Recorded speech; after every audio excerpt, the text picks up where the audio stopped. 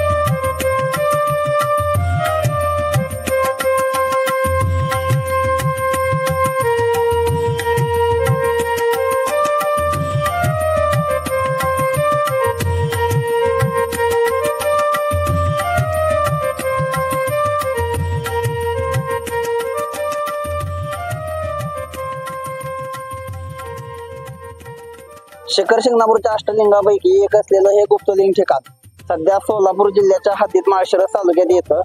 या ठिकाणी गुप्तलिंग या देवाचं नाव पडण्याचं कारण या ठिकाणी म्हणजे जवळपास सह्याद्रीच्या महादेव डोंगर रांगेची शेवटची कडा किंवा शेवटची रांग या ठिकाणी संपते आणि बऱ्याचदा हे ठिकाण सहजासहजी लोकांच्या दृष्टीस पडत नाही.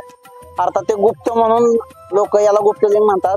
इतिहासकालीन जर उल्लेख बघायला गेलं तर सातारच्या दत्तरखान्यात असा उल्लेख आढळतो की ज्यावेळेस अफजल खान स्वराज्यावर चालून आला होता त्यावेळेस छत्रपती शिवाजी महाराज आणि म्हसवडचे राजमाने घराणे राजमाने सरदार यांची गुप्त भेट या ठिकाणी झाली होती. असा एक इतिहासकालीन पुरावा सातारच्या दत्तरखान्यात आहे. इतिहासकारांचंही हेच मत आहे. त्याच्यामुळे या ठिकाणी बऱ्याच वेळा का नाही भाविकांची बऱ्याच वेळा म्हणण्यापेक्षा चैत्र महिन्यात आणि श्रावण महिन्यात या ठिकाणी भाविकांची मोठी वर्दळ पाहायला मिळते. या ठिकाणी भगीरथ कुंड आहे. या ठिकाणी जो राम सेतू दरम्यान जो दगड होता त्या दगडाचं या ठिकाणी एक वैशिष्ट्य आहे. जो दगड पाण्यावर तरतो, रामनाम लिहिल्यानंतर पाण्यावर तरणारा दगड देखील आपल्याला या ठिकाणी पाहायला मिळतो. या ठिकाणची जी महादेवाची पिंड आहे ती पिंड वरून पण आपल्याला दिसते, परंतु ज्यावेळेस आपण पिंडीच्या तिथं वाहणाऱ्या पाण्यात हात घालतो त्यावेळेस आतून देखील आपल्याला हाताला पिंड लागते. असं देखील या ठिकाणचं महात्म्य आहे.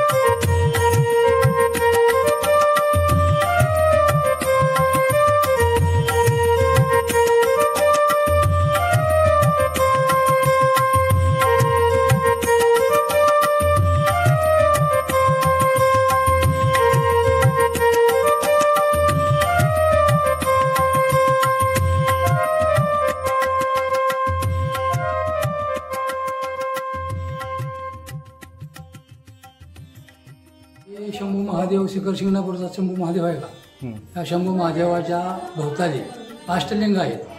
ते अष्टलिंगापैकी हा खमलिंग देव आहे. आणि श्रावण महिन्यात गोकुळाष्टमीला अष्टलिंगाची प्रदक्षिणा दर्शन घेतले जातं. असं इथलं वैशिष्ट्य आहे. यात्रा कधी असते? यात्रा कधी असते? यात्रा श्रावण महिन्यातच असते. दैवात पूजा अभिषेक चालतात. नव्हता शंकर पार्वती ज्यावेळेस सोंगट्या खेळताना रुसून शंकर आलं त्यावेळेस प्रत्येक ठिकाणी असं गुप्त झालं. त्यावेळेस या ठिकाणी खांबामध्ये गुप्त झालं. शंकर पार्वती भेट झाल्या, नजरे पडली एकामेकाला आणि पार्वती त्यांना पकड्या गेल्यानंतर ते खांबात गुप्त झालं. त्यामुळं खांबलिंग असं नाव पडलेलं आहे.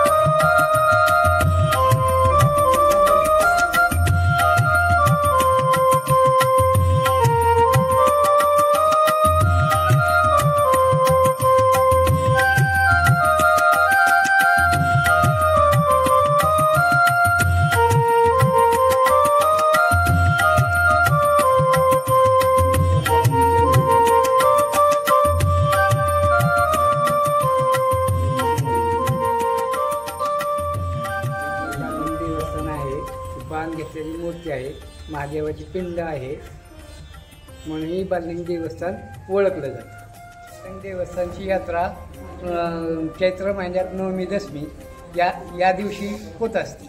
नमस्कार, मी एकनाथ वाघमोडे. मान तालुक्यातील डिजिटल मीडियाच्या पत्रकारांसमवेत अष्टलिंग दर्शनासाठी आम्ही आज सोमवार श्रावण महिन्यातील दुसऱ्या सोमवारी फिरत आहोत. आता आपण हे ठिकाण बघतोय ते फोंडशिरस मधील बाणलिंगाचं ठिकाण आहे. हे ठिकाण महादेवाच्याच एक जागृत देवस्थानापैकी एक आहे. या ठिकाणची यात्रा ही रामनवमीला भरते आणि या ठिकाणी बाणलिंग नाव पडायचं कारण महादेवाच्या पिंडीच्या माग जी उभा विरगळी सारखा एक मोठा दगड आहे, त्या दगडावर बाणलिंगाची मूर्ती आहे. बाणलिंग म्हणजे थोडक्यात श्रीराम असं बाण धरून तो बाण मारताना दिसताय. त्या मूर्तीचा विषय धरून रामनवमीला इथली यात्रा असते, इथं उत्सव संपन्न होतो. एकूणच त्याच्यामुळेच या ठिकाणाला बाणलिंग असं नाव पडलेलं आहे. धन्यवाद.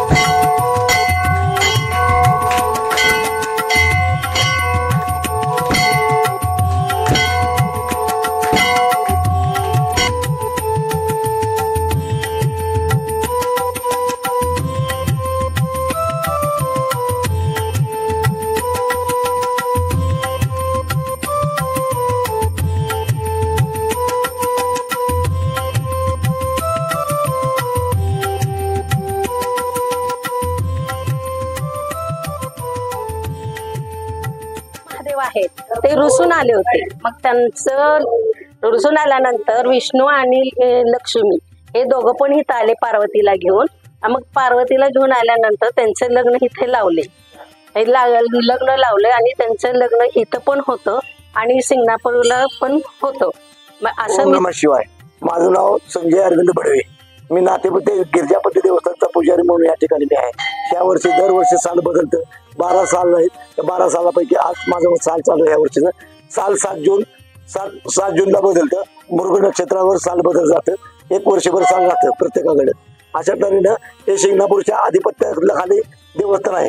शिंगणापूरचं देवस्थान शंभू महादेव, त्याच्या आधिपत्याखालचं हे गिरजापती देवस्थान. इथे या ठिकाणी चैत्रात यात्रा भरते आणि श्रावणामध्ये असे भाविक येऊन आपले दर्शन त्याप्रमाणे चाललेलं असतं. सगळे नित्य नेमान पहिलं नाव आहे बोललं गौरीहार अधिक गिरजापती असं दोन्ही आवाज हे केलेलं आहे. तर या ठिकाणी सगळीकडनं तुम्हाला पहिले तुम्हाला ही गोष्ट कथा माहितीच असेल, त्या चॅनलला कोणी दिली असेल त्याच्यावर. तेच मला फक्त जेवढं मला माहित आहे तेवढं मी तुम्हाला सांगण्याचा जास्तीत जास्त प्रयत्न करतोय. की ज्या कथावर जे आहे पट जिंकल्यानंतर हारल्यानंतर शंकर आले निघून सगळीकडे फिरले. त्या कुठं कुठं ठरलेलं आहे त्या मागेच मात्र म्हणून सगळे त्याचं वर्णन केलेलं आहे. एवढं मला जेवढं माहित आहे तेवढं मी तुम्हाला सांगतोय. दुसरी गोष्ट, या ठिकाणी 3 नंदी आहेत. या ठिकाणी 3 नंदी आहेत आणि शिंगणापूरला 5 नंदी आहेत. शिंगणापूरला बळीचं मंदिर हे उत्तरेकडच्या बाजूला आहे.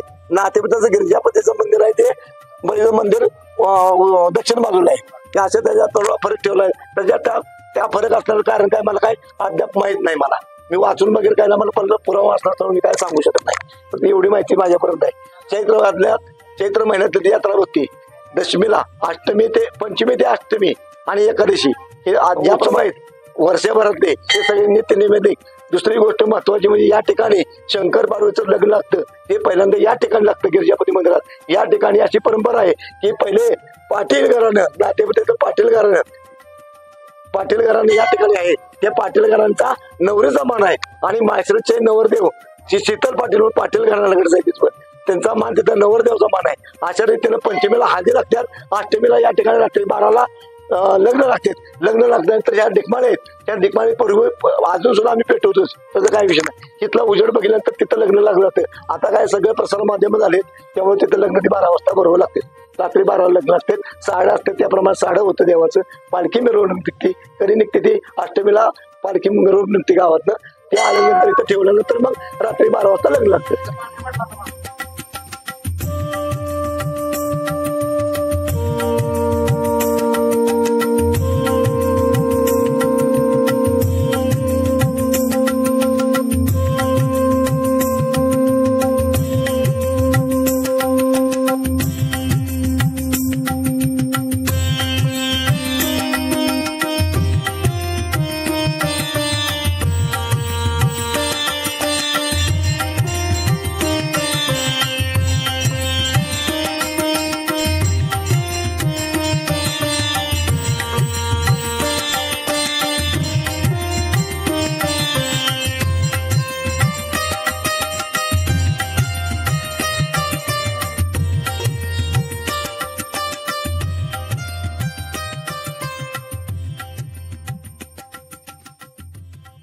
माझं नाव नित्यानंद गिरी.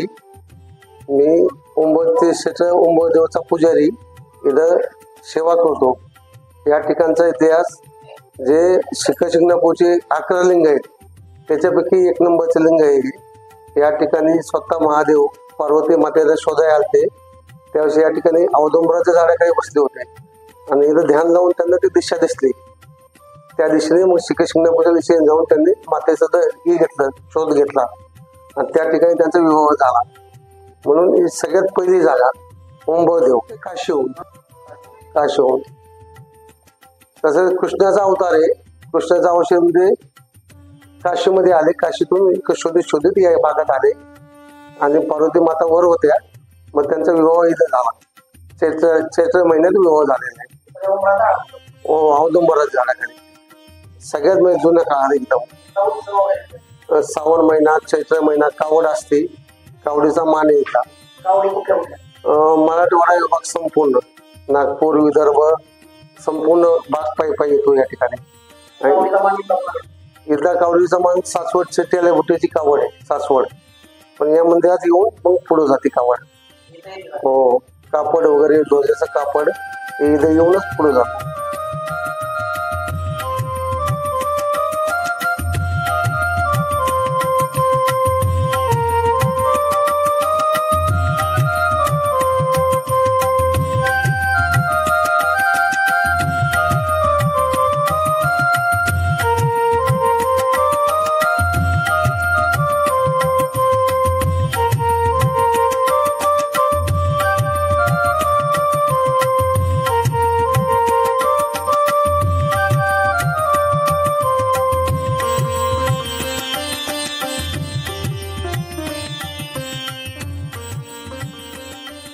शंभू महादेवाच्या अष्टलिंगापैकी एक थदाळेपासून अगदी 3 किलोमीटर अंतरावर वसलेलं हे वैल्यव ठिकाण अष्टलिंगापैकीच एक आहे.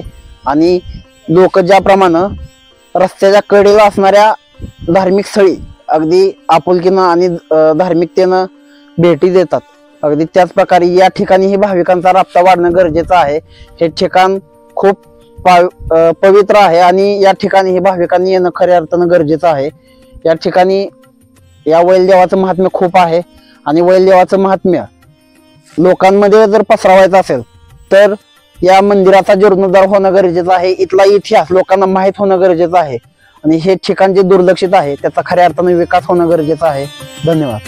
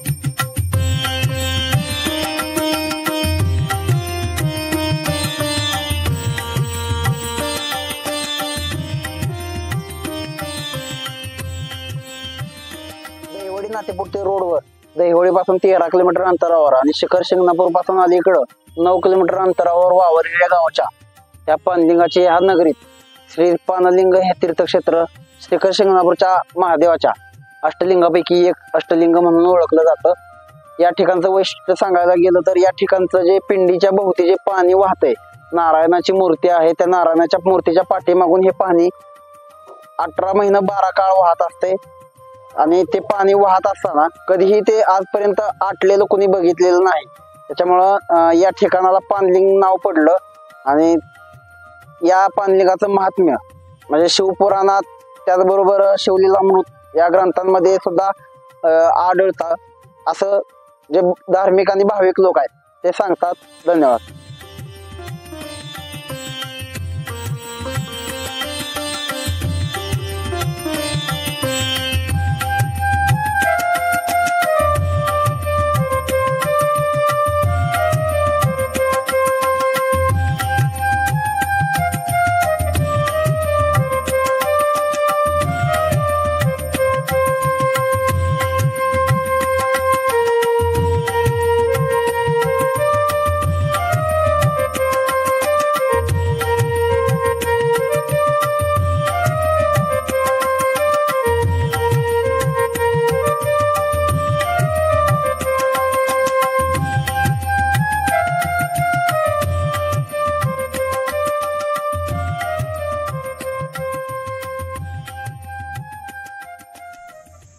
मोहीपासून 5 किलोमीटर अंतरावर बेलदेव हे ठिकाण वसलेलं आहे.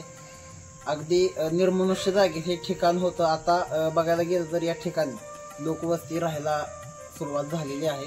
एकदम अति निर्जन स्थळी महादेवाचं हे मंदिर खूप जुनं आहे.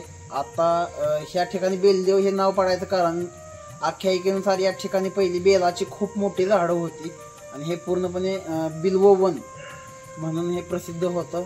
या ठिकाणाला त्याच्यामुळं बेलदेव असं नाव पडलं. या ठिकाणी शिखर शिंगणापूरच्या महादेवाच्या अष्टलिंगापैकी हे एक बेलदेव अष्टलिंग आहे.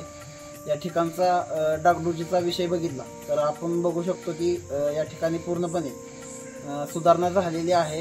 या ठिकाणची डागडुजी झालेली आहे. या मंदिराचा जीर्णोद्धार झालेला आहे.